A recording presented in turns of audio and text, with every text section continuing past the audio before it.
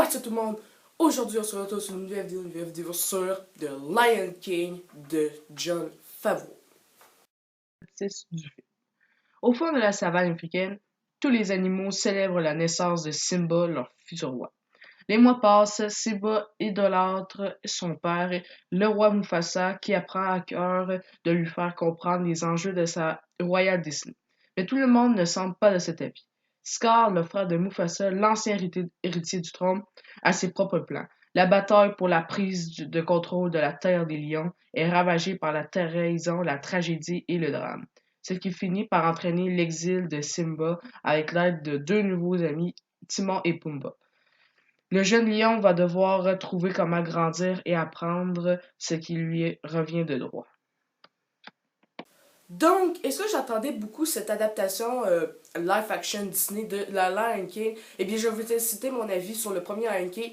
J'aime beaucoup le premier Lion King, même là à dire j'adore, c'est une belle perle de film d'animation. Mais là à dire un chef-d'œuvre et un des plus grands films d'animation de tous les temps, je dis non malheureusement.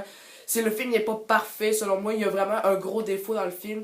Je trouve que c'est mal rythmé, très mal rythmé comme film. Je trouve que le film est trop court et que les développements de personnages se font en un claquement de doigts, comme ça. Et les développements de personnages, il y en a juste un pour un personnage et c'est seulement pour Simba. Les autres sont zéro développés, ils changent pas. Oui, on va s'attacher à eux dans l'histoire, mais on va pas les voir développer. Donc c'est ça, ça permet de...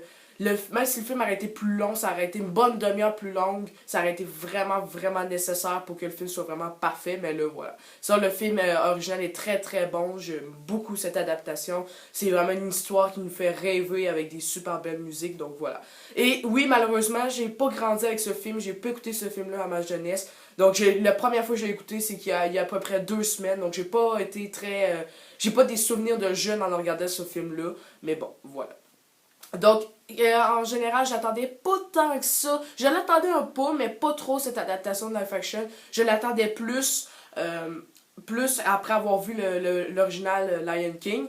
Mais voilà, je l'attendais quand même pas mal parce qu'il avait l'air d'avoir des bons acteurs et l'animation avait l'air juste tellement belle. Donc voilà. Et aussi parce que c'était un live action Disney. Disney c'est rare qu'ils font des grosses merdes. Fait que voilà, c'est pour ça que j'attendais pas mal le film. Donc, on se revoit sur un petit extrait.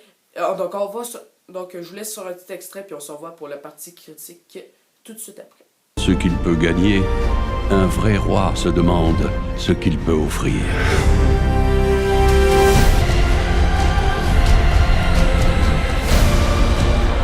Sauve-toi, Simba, et ne reviens jamais. Donc, est-ce que j'ai aimé The Lion King de Jon Favreau? Eh bien, oui, c'est un bon film, sans plus. C'est un mauvais hommage. C'est pas un très bon hommage, par exemple, au premier à l'original. J'ai un gros défaut avec le film, donc en ce moment, dans bientôt, il va y avoir des gros moments de rage. C'est que le film, c'est un foutu copier-coller 3D. Et quand je dis foutu copier-coller, c'est pas juste quelque chose ou juste quelque chose qui est vraiment copié. C'est tout le film au complet qui est copié-collé de l'original. Tout. Oui, je sais, il y a des gens qui en ce moment se disent ou dans les commentaires vont mettre ben oui, c'est sûr, c'est fait exprès, c'est un Disney Live Action, c'est sûr, c'est fait exprès. Laissez-moi expliquer c'est quoi un remake, merde. Un remake, c'est une réadaptation d'une œuvre cinématographique selon la vision de l'auteur. Où est la vision de l'auteur dans ce film? Nana, il y en a pas, donc c'est pas un remake. Donc c'est ça qui me fait, moi qui me rend fou, parce que c'est pas un remake, c'est une copie, mot par mot, de la même foutue connerie que le premier. Voilà, ça me fait chier, hein, au point d'avoir zéro agilité et de pas nous proposer une petite touche de nouveauté. Mais où? Mais quoi? Mais d'où refaire un Lion King d'abord? À part juste pour les visuels, à quoi ça servait, merde? À rien. Moi, sérieux, ça me frustre. Quand je suis sortie de la salle, ça m'a vraiment, là, j'ai dit... Pourtant, je suis le premier à dire que c'est un dîner live action et c'est un peu fait exprès. Mais putain, je savais pas que ça allait être vraiment fait exprès à ce point-là, merde. Vraiment, c'est les mêmes... Même chose, je laisse savoir chaque phrase que les personnages je savais comme ça, je savais automatique, je savais qu'est-ce qu'il y avait à dire, tellement que c'est la même foutue chose. La seule partie que je pourrais dire de nouveauté un petit peu, ça serait vers la fin, qui est la seule vraiment pure qualité du scénario merdique. Ah, moi là, désolé, mais vraiment ça me met hors de moi. Ça me met vraiment hors de moi au point que les producteurs de Disney veulent même pas. Ils ont rajouté. Ok, dans le fond, le film, il dure 2 heures. Donc, ils ont rajouté une demi-heure. Moi, je me suis dit, yes, ils ont rajouté une demi-heure, ils vont plus faire des scènes plus longues pour développer plus les personnages. Non! La demi-heure qu'on utilisait servait à rien, merde! Les personnages se développent automatiquement, comme ça, en claquement de doigts, comme dans le premier film. Comme ça, Simba. Je vais pas spoiler, ben oui, ça se peut que je dise des spoilers, là, mais voilà, tout le monde a vu le premier film ou a vu le remake de Lion King, hein, tout le monde est allé voir avant moi, merde. Bref, Simba, au début, veut devenir un combattant et veut devenir le roi. Dès qu'il va reconnaître Pumbaa et Timon, on va essayer de nous cacher ça avec une sorte de transition de paysage, comme on voit dans la bande-annonce, où c'est qu'on voit Timon et Pumbaa marcher. Et Simba marcher. Et on voit que Simba est en train de devenir un sorte de. Ici avec Simba. Et pas avec Simba, mais avec Timon et Pumbaa. Je sais pas comment appeler ça vraiment. Là, il dit qu'il sert à rien, qu'il est pas vraiment un roi. Voilà, qui dit que son père, sa mort, c'est des choses qui arrivent. Et qu'il nie un peu ça. Ça se fait comme ça. Après ça, quand Nala va aller voir. Simba, il va lui dire retourne au royaume, le royaume va pas très bien, Scar c'est vraiment un gros trou de cul qui veut détruire tout. Et là Simba, et après ça, Simba avec un petit peu de réflexion, pac, il redevient le roi. Putain de merde. Voilà, hein, faire ça aussi simple que ça, voilà, hein. C'est ça, voilà, vraiment. Je pense que je vais en finir avec ce gros point-là. Ça me rend fou merde. Bref, sinon, le film est bon. Je blague pas. Le film est pas mauvais. C'est pas un chef-d'œuvre. C'est pas un excellent film. C'est un bon film. Pour plusieurs raisons, je vous explique là. Le film a des très beaux visuels. On va pas se le cacher. Le film est très beau visuellement. La 3D est hyper bien réussi. J'ai pas vu le film en 3D, mais je veux dans le sens que vraiment les animaux et tout, les décors, c'est très bien, vraiment bien beau. Vraiment que Disney, au moins qu'à faire juste ce film pour les foutus paysages, on peut vous dire qu'on en a des putains de beaux paysages aussi. Des putains de beaux paysages. Et des putains de beaux animaux. Et des putains de beaux visuels. Sinon, la fin du film est géniale. Vraiment, là, elle est bonne. Vraiment, là, je vais pas spoiler parce que là, il est un peu différent de l'original, mais wow, là, je l'ai aimé. Oui, c'est sûr que la dernière partie de la fin, oui, là, ça va être comme un peu le premier film, mais le début, je veux dire du climax, je peux pas dire le début de la fin, bref, le début du climax, c'est vraiment bien réussi, c'est vraiment très cool, et c'est la seule vraiment partie du scénario qui est réussie pour moi, c'est vraiment la fin, qui est vraiment plus effrayante et vraiment plus réaliste que le premier, réaliste, dans le sens, qui est vraiment plus épique et vraiment plus effrayante que le premier film, et ça vraiment la fin j'ai totalement embarqué.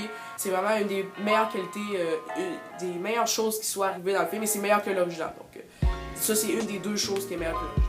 La deuxième chose qui est meilleure que l'original, c'est le duo Timon et Pumbaa, qui est bien mieux amené et bien mieux développé en quelque sorte, en parenthèse, hein, entre parenthèses, mieux développé que le premier film. Je trouve qu'on s'attache encore plus à eux, et avec la fin, on embarque encore plus dans le duo, donc voilà. Donc je trouve que le duo est encore meilleur et mieux développé que le premier film, ben voilà.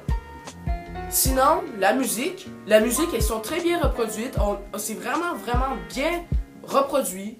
Can You Feel the Love Tonight, très bien encore reproduit, c'est une tune. Et la BO de Hans Zimmer, chapeau, c'est une des meilleures BO de cette année avec Avengers Endgame, voilà, c'est vraiment la BO d'Hans Zimmer, elle est parfaite, sans mots, je suis bouche bée avec cette BO là, elle est parfaite. Et la dernière grande qualité du film, c'est Jon Favreau. Petite parenthèse sur Jon Favreau, je qualifie ce film comme un Yes Man, oui et non. Oui, à cause de ce film et Jungle Book. Mais non, à cause de avec mon film de cuisine préféré et son meilleur film, Chief et Iron Man 1. Donc, c'est ça. J'ai de la misère à choisir entre oui et non. Donc, pour ce film, sa réelle est correcte. C'est sûr, ça fait un peu Yes Man, comme j'ai dit, comme je viens de dire. C'est Yes Man, c'est emprisonné par Disney, malheureusement. Mais le gars, il prend sa caméra IMAX et nous fout des merveilleux plans paysages. Là, c'est Jon Favreau, c'est pas mal meilleur pour dire hey, wow. Attends, là, on fait un film Lion King avec des en 3D, là. Faut voir des paysages, là. Wow. D'où c'est que toi t'allais te sortir en pas voir des paysages, toi? Non, là. Il nous offre des merveilleux plans paysages, il y a des bons mouvements de caméra, mais en général, ça reste très correct. C'est pas la réal de l'année non plus. Mais c'est dommage. C'est comme un peu Guy Ritchie, c'est une belle réal, il y a des belles idées. C'est un bonne réal sur le coup, mais voilà. C'est emprisonné par Disney, par les producteurs Disney, emprisonné par Disney, puis voilà. Donc, pour finir, Lion King est un bon film. Voilà, c'est ça.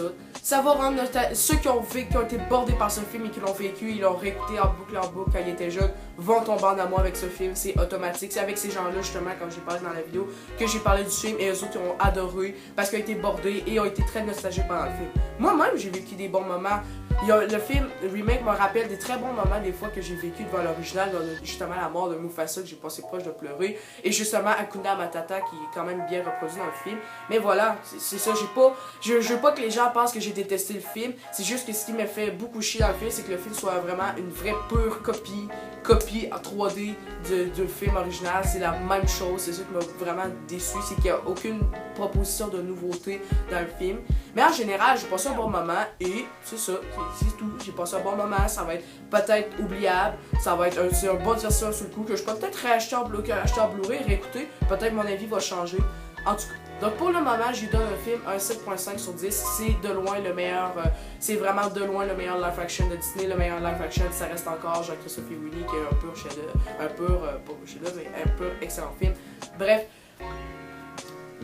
donc ceux qui ont tombé dans le film très jeunes vont être nostalgiques. Ça va plaire à famille, enfants, pour tous âges. C'est un film qui va toucher un grand public. Et je souhaite une bonne chance au box-office. C'est sûr, je veux pas être ennemi avec ce film-là, c'est juste que vraiment il y a quelques points dans le film qui m'ont vraiment fait chier. Mais en général, c'est un bon film. Mais oui, ça reste une putain d'arnaque. Voilà.